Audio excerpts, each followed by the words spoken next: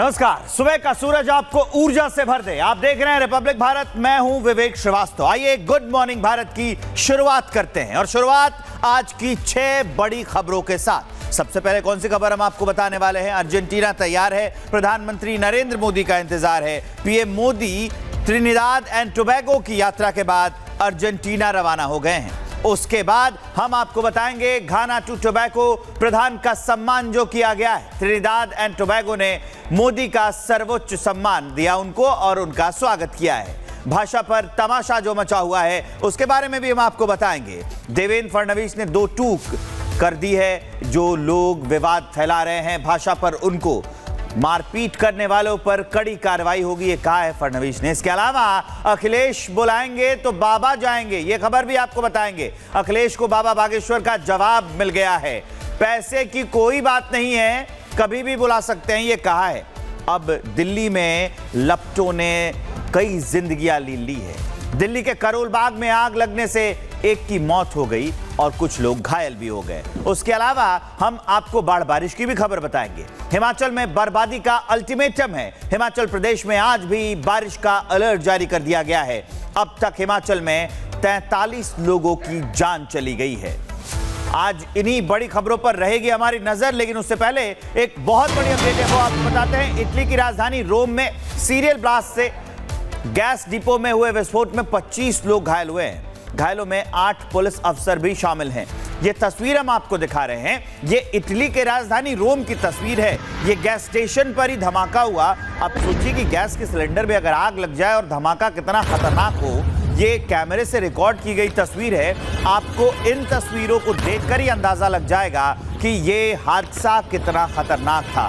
25 लोग घायल हुए हैं, इसमें से 8 तो अफसर ही बताए जा रहे हैं। पुलिस अफसर हैं 8 जो लोग घायल हुए हैं। अब जरा इन तस्वीरों को देखिए, आपको इस धमाके से अंदाजा होगा। आसमान छू रही हैं आग की लपटें और धुआं तो पूरे इलाके में भर गया है। ये बहुत दूर से वीडियो बनाया गया है, तब आप देखेंगे कि इतनी विध्वंसक आग लगी हुई दिख रही है। अगर ये थोड़ी और बड़ी हो जाती तो पूरा इलाका अपने आप में स्वाहा हो जाता। हालांकि ये बहुत बड़ा विध्वंस है और इससे बहुत हानि भी हुई है।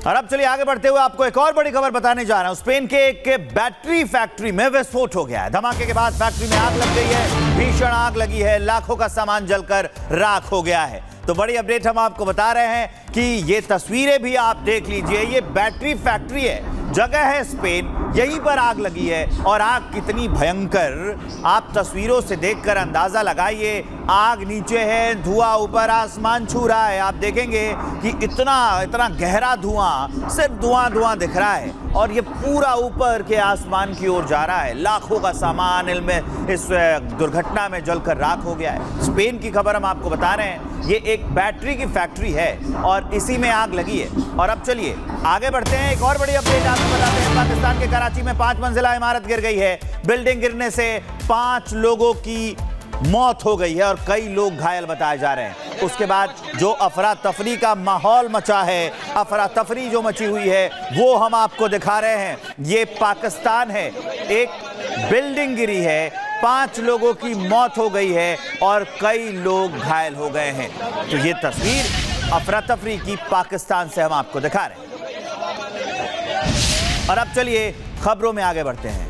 आज जो भारत के सेना उप प्रमुख ने ऑपरेशन सिंदूर की हकीकत बताई, वो कल एक कार्यक्रम में शामिल थे, तो आज हम उसकी चर्चा भी करेंगे। 22 की जगह 32 मिनट हो जाते तो पाकिस्तान हमारा होता, ये कहा उन्होंने। और मुल्ला मुनीर 72 हूरों के पास पहुंच जाता। सेना उप प्रमुख लेफ्टिनेंट जनरल ने बताया कि भारत एक तीर से 2 नहीं 3 निशाने लगाता है।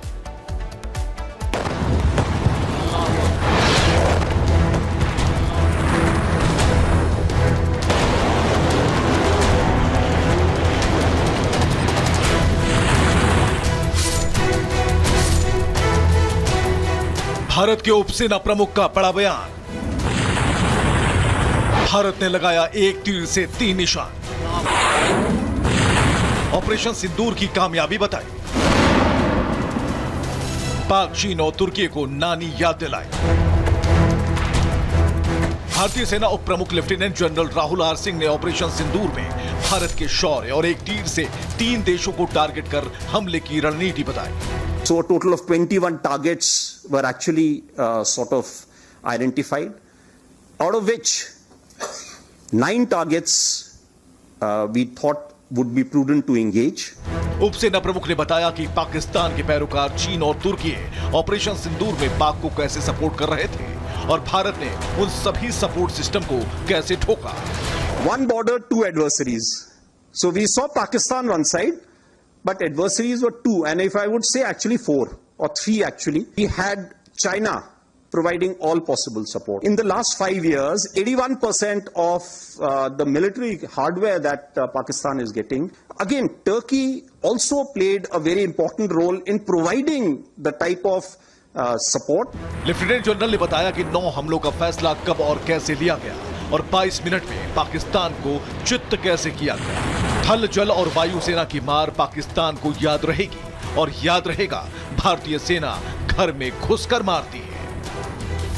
Bureau report, Republic Bharat. और अब चलिए खबरों में आगे बढ़ते हैं। महाराष्ट्र में जनाधार होते मनसे का मन अभी भी भरा नहीं है। भाषाई हंगामा खड़ा करके पॉलिटिकल माइलेज लेने की हसरत अभी तक उनकी नहीं गई है। महाराष्ट्र में दूसरे प्रदेश के लोगों का दिल रखने के लिए वो दूसरे पार्टियों के लोग तो हैं परेशान, लेकिन ये जो लोग हैं ये लगातार हिंदी भाषा पर विवाद खड़ा कर रहे हैं, हिंदी बोलने वालों को थप्पड़ मार रहे हैं। रिपोर्ट दिखाते हैं आपको।